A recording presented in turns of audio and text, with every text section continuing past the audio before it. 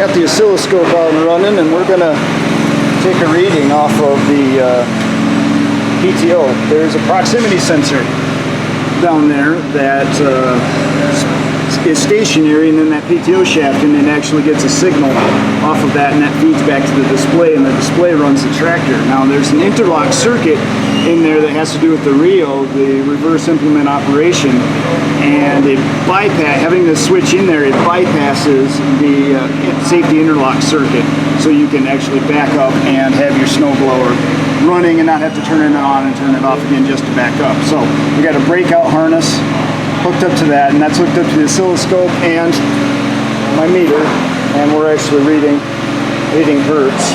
So at that point with nothing running, it's 59.960 whatever hertz, and then we got the scope running there. So let's fire it up and watch what it does.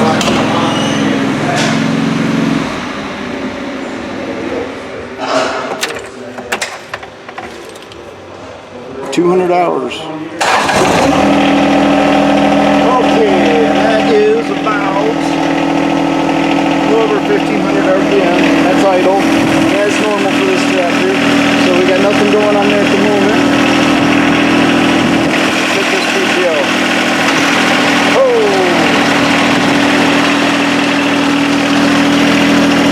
And we're reading 800 to 900 hertz in that range.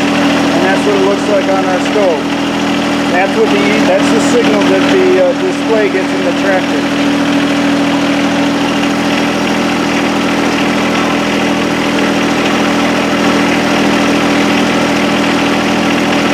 A little noisy. Now watch what happens when we speed it back up. Run it up to optimal speed for PTO.